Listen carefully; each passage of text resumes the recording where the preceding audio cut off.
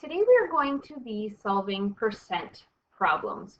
Now, there are three different situations that can happen when we have a percent question. And so I have these little boxes at the side here with very important information. And so I have left them written in so that we all have it all the time.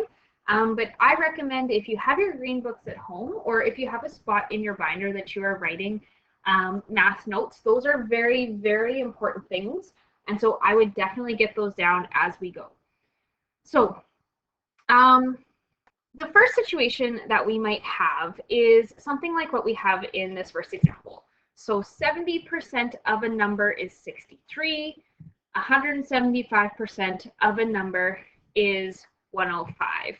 So in this situation, we know the percentage, we know the value, and we're looking for the total amount.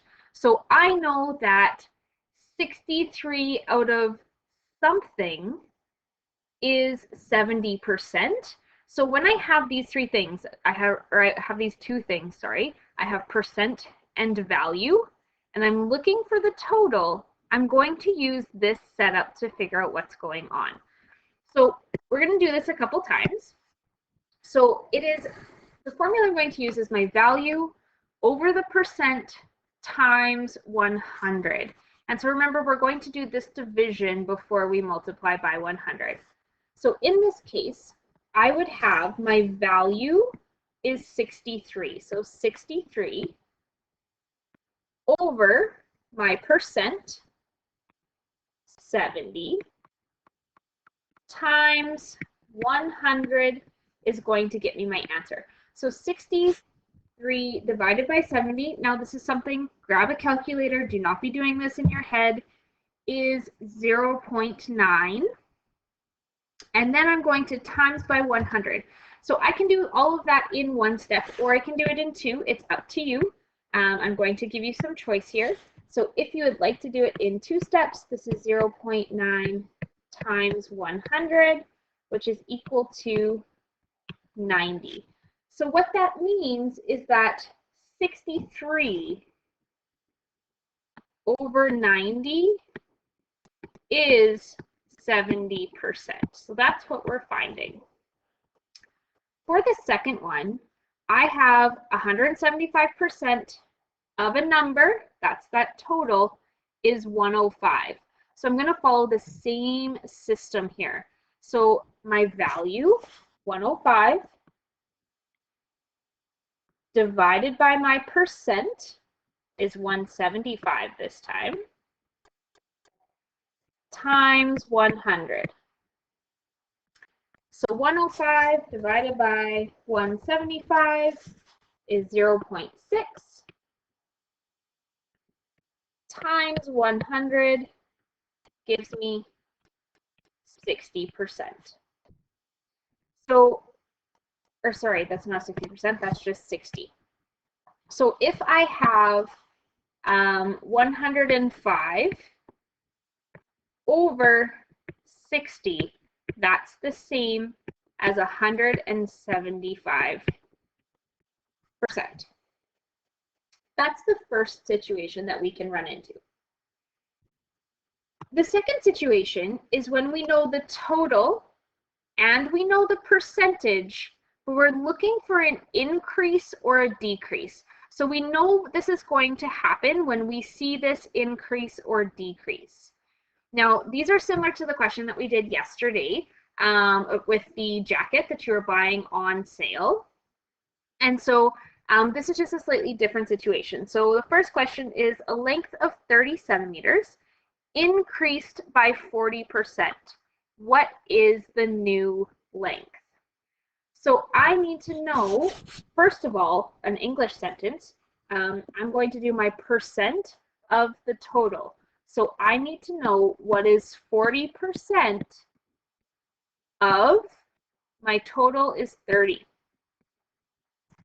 Now, I like to call that our English sentence. We need to turn this into a math sentence. So 40% we're going to rewrite as a decimal because a decimal is the easiest thing to put into our calculator. Of means times and 30 is our total. That's a nice number. So 0.4 times 30 is equal to 12. Now, in this case, 12 is how much it increased by. So it's kind of like I had an elastic band that was 30 centimeters long, and then I stretched it 40%. And I want to know what is the new length. So I need to take that 30 and add 12 so that the new length is 42 centimeters. Now, you can also do this in one step if you think about it like in this way. So if I have 40% on top of the original, so I have 100% plus my 40%, I want to, which gives me a total of 140%. So I want to know what is 140% of 30. So this is 1.40 times 30. And when I put that into my calculator, I get 42.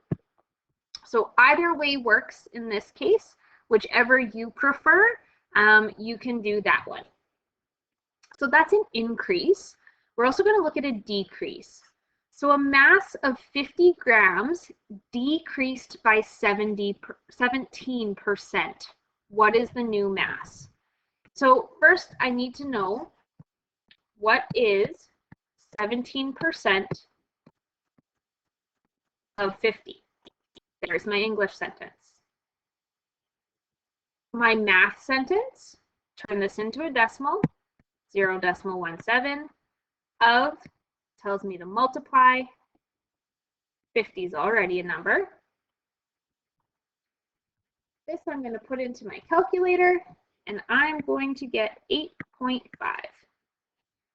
Now, 8.5 is how much it decreased by.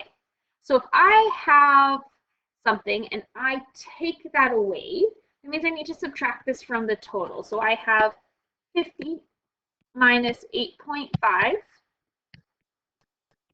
Now you guys can do it by hand or you can use a calculator. Either way, doesn't matter to me. This gives me 41.5 grams as my final answer. Just like the last question, I can do this one two ways as well. And I talked about this a little bit when we did the question with the jacket. So I know that I'm taking away 17%. I can calculate that and subtract, or I can figure out how much am I keeping and calculate that. So I know that if I have 100% and I'm taking 17% away, that's going to leave me with 83%.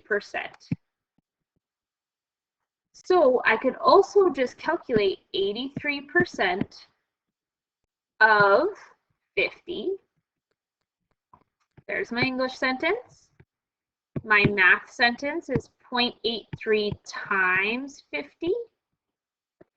And 0.83 times 50 is 41.5 grams. So this is how we would deal with either an increase or a decrease. If we see that word decrease, we know that somewhere we are going to have some subtraction. If we see this word increase, somewhere we are going to have some addition.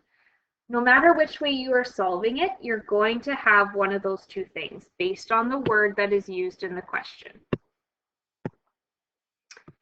So the third and final way that we can have a question given to us is we can know the total, know the new value, and be looking for a percent. So first thing that we need to do is we need to find the difference. So we need to do some subtraction, and then we need to calculate a percent using the difference over the original total. So we're going to take a look at how we would do this. Now, this is definitely one of the more challenging formats because there's a few more steps, no matter which way you look at it. So as we are going through here, we are going to look. So the price of a carton of milk in the school cafeteria increased from 95 cents to $1.25. What was the percent increase in price?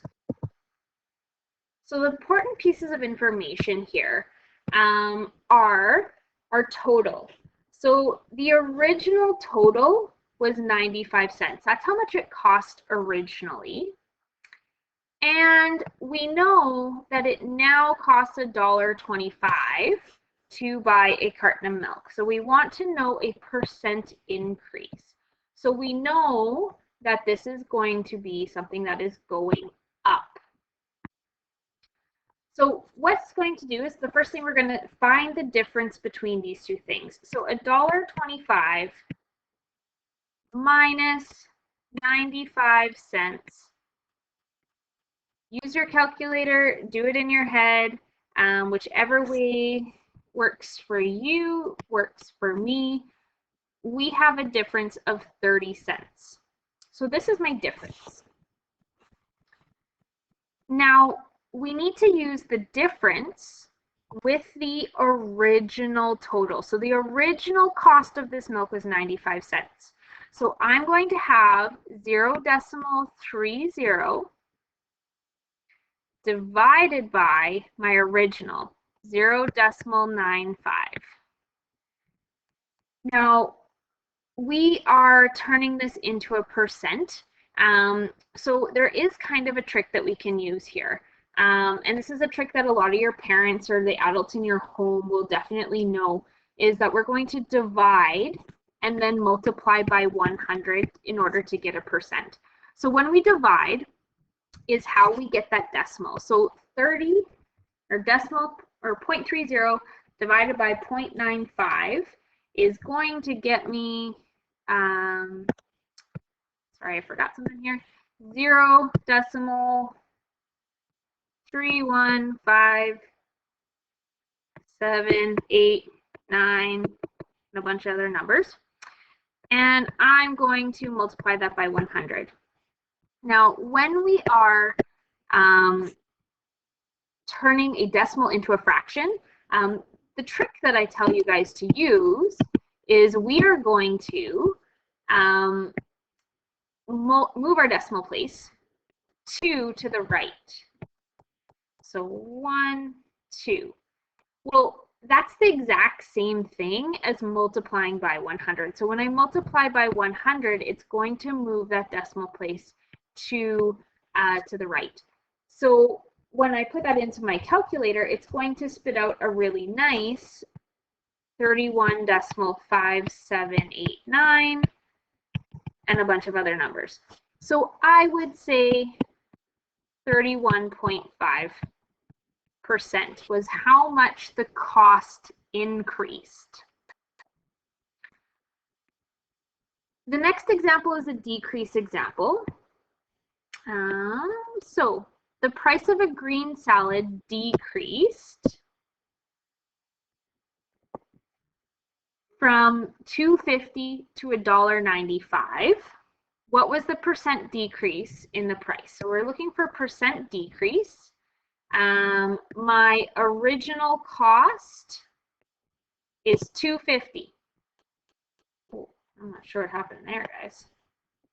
So my original cost is $2.50, and my new cost is $1.95. So I'm going to start with, again, finding that difference. That is the first thing that we need to do. So I'm going to take the bigger number, subtract the smaller one.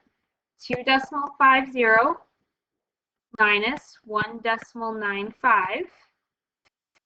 And using your calculator, using your brain, either or, 0.55.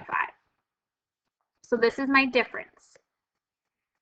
When I go to calculate the percent, it's my difference, 0.55, over my original price. So my original price is this $2.50. So we really have to be careful and watching what is the original, because here the smaller number was my original and I'm looking for an increase.